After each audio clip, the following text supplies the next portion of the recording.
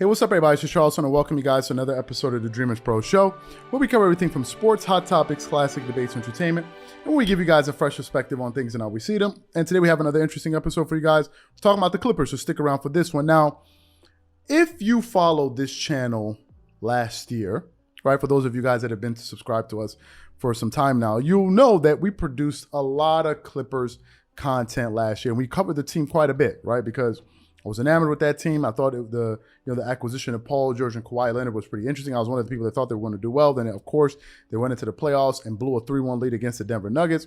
So I thought that last year they really had a chance to really do well. And, so I decided to cover them, right? We covered them all throughout last season. I think they had a very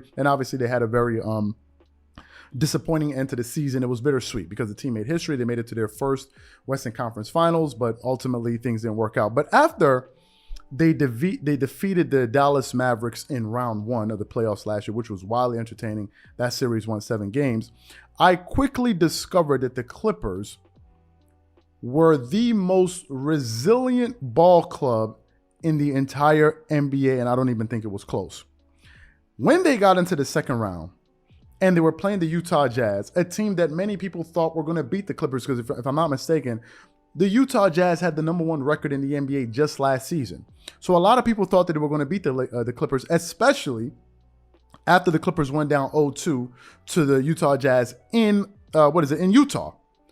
But after they were able to tie that series, and after they lost Kawhi Leonard in Game 4, and they went into Utah and won Game 5, a game that they thought they were going to get blown off of the court, and Paul George led that team with Reggie Jackson and these guys hitting big shot after big shot, I said to myself, this is the most resilient, mentally tough basketball team in the entire NBA.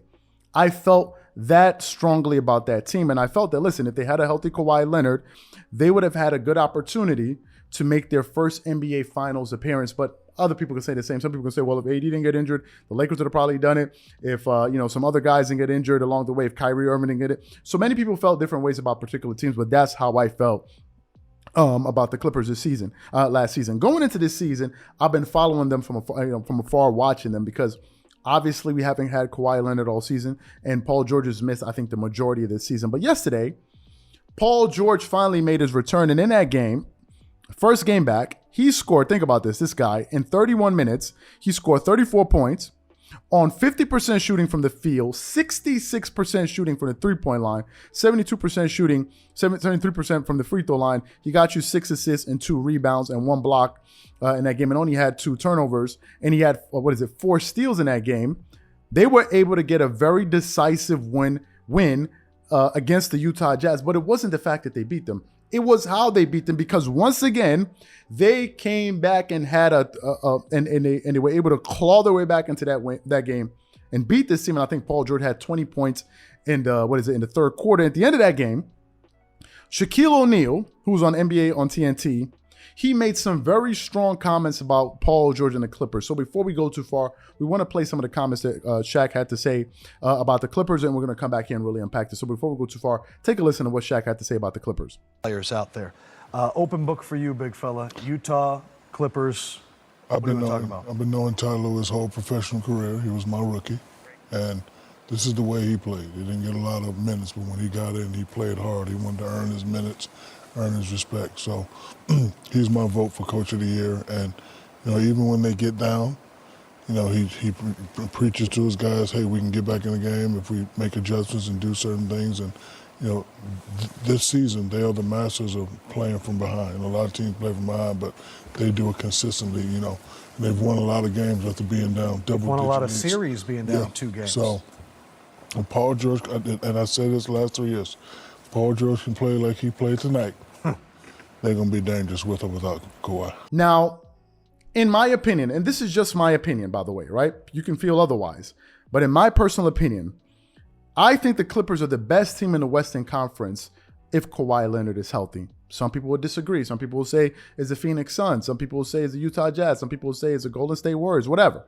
To me, I would pick the Los Angeles Clippers. And I said, going into any NBA playoffs, You give me Kawhi Leonard and you can have everybody else. You can take KD, you can take LeBron, you can take Giannis Antetokounmpo. Give me Kawhi Leonard going into the playoffs and I'll take him over everybody. Some people are going to disagree with me, but this is just my personal opinion. Now, speaking about Kawhi Leonard, I thought, this is just me, I thought going into this season that there was a possibility that he may return, and I thought that he was going to return after All-Star break. Obviously, All-Star break is now gone, and now it looks as if the only way that he could possibly return is at the beginning of the playoffs.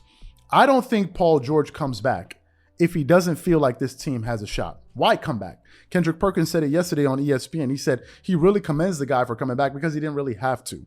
But nevertheless, he came back. And I think that he believes that if he comes back, they can probably have an upset in the first round because they're sitting in the 8th seed and possibly go on to make some noise. Now, if Kawhi Leonard comes back, then all bets are off. If he's healthy and Paul George is healthy, then I think the Clippers have the potential to beat any single team in the Western Conference. And some people may ask, why do you have so much confidence in Kawhi Leonard? Because he has a 63.7% winning percentage in the playoffs. That's why.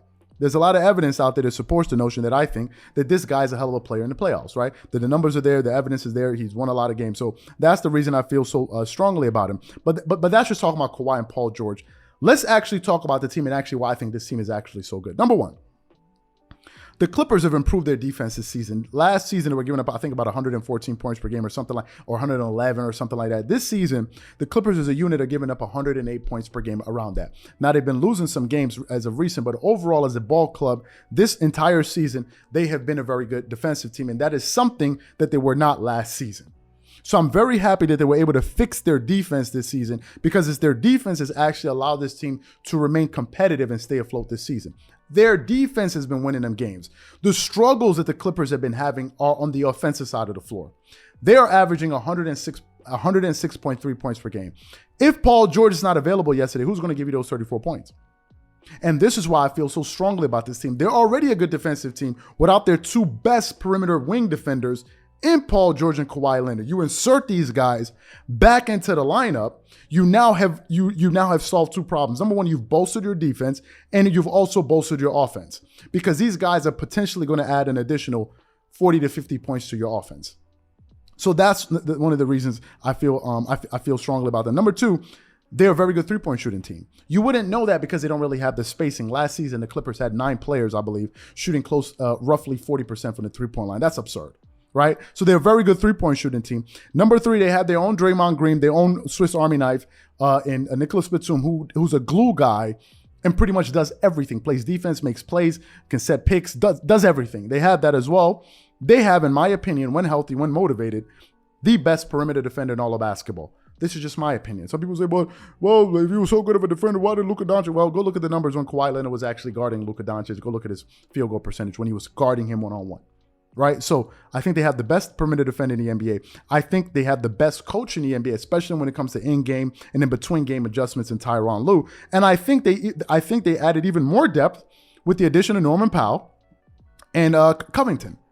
They improved their offense and they also bolstered their defense. So when you put all of these things together, and not to mention the fact that they have a nice blend of veteran players and young guys, I think this is the best team in the Western Conference if they are healthy. And it remains to be seen. But if you can see what Paul George can give to this team from an emotional standpoint, obviously from X and O's and what he provides to them on the floor, I think this team has the potential to be one of the best teams and probably come out of the Western Conference.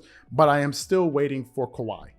I'm still waiting for him, and that's the reason why I haven't been able to give a definitive take on this team, because they're not at full strength.